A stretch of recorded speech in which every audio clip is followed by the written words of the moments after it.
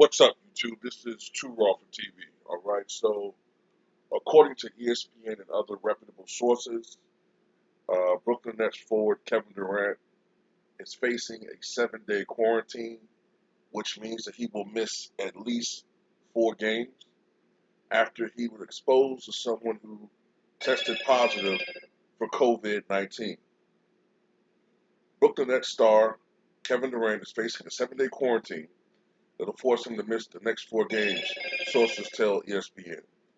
After losing 4 or 5 games to drop to under 500 after a great start, the Nets will be without Durant for a run of games beginning on Tuesday, or tomorrow against the Utah Jazz, and running through Sunday, facing teams such as the Philadelphia 76ers, the Memphis Grizzlies, and the Oklahoma City Thunder. As long as Durant continues to test negative for the coronavirus, or for the you know what, the soonest he can return comes against the Denver Nuggets on January the 12th. Durant, who of course had the illness in May, has continued to register negative and have antibodies for the illness and tested negative for 3 times in recent days.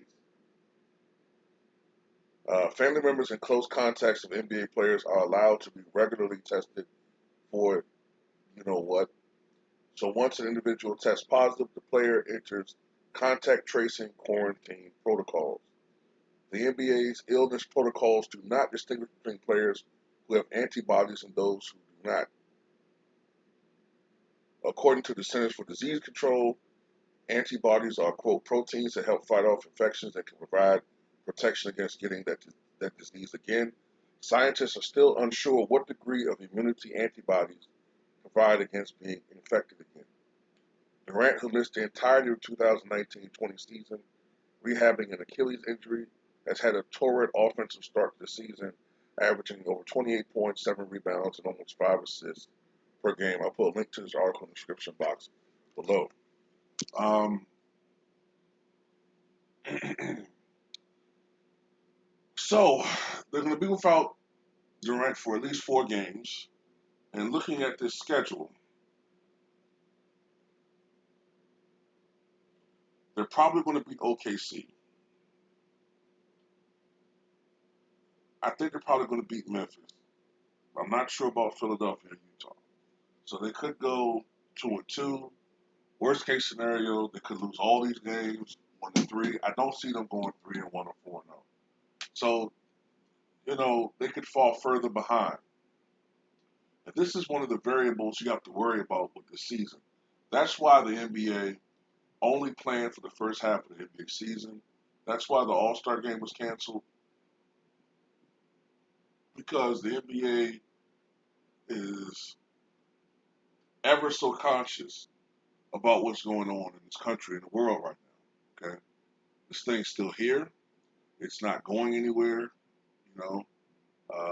Unlike our dear leader, our soon-to-be departed leader, the heat of April did not, uh, you know, kill this thing, nor did the blistering heat of summer kill it, nor the crispness of fall, the crispiness of fall, or the crackly, crunchily coldness of winter Arctic breeze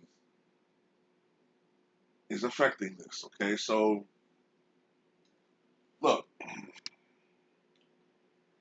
I mean, I wouldn't push the danger sign for the Nets yet, but this isn't the start that most people had in store for them. Um, I think it's likely that they're going to end up being something like, when he comes back, hopefully it's on January 12th, there'll probably be something like uh, 5-7 or 5-6, whatever it is. So look, oh no, there would be, yeah, 5 or 6. So look,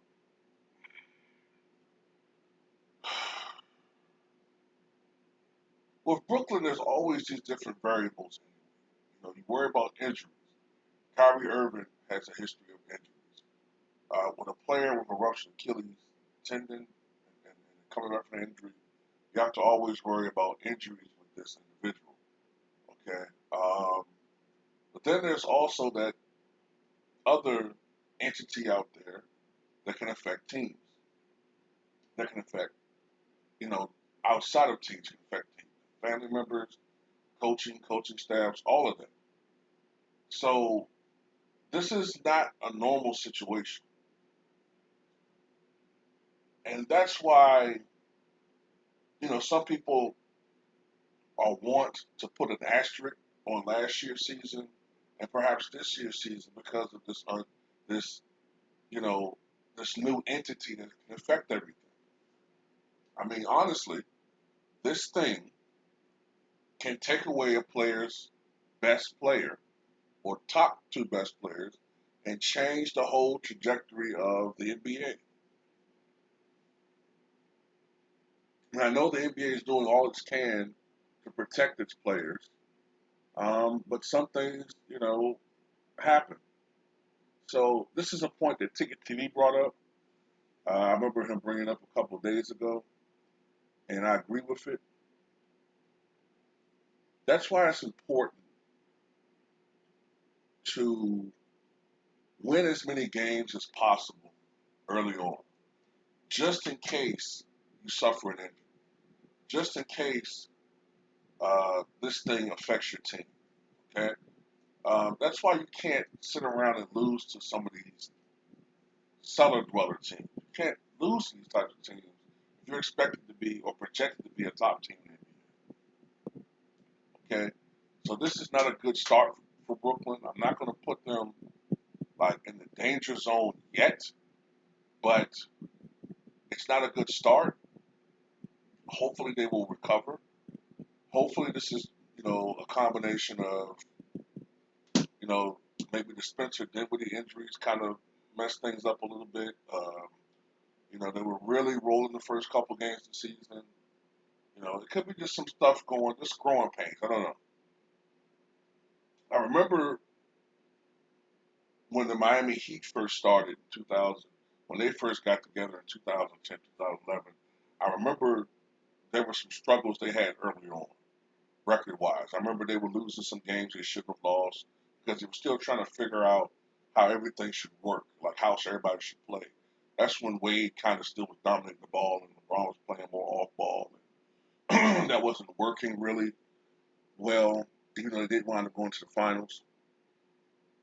But once they figured everything out, they won two consecutive championships. So some of this is growing pains, but some of this is them losing the team they shouldn't lose. Okay, so hopefully he'll be back by the 12th, and hopefully this team doesn't have too bad of an issue with injuries.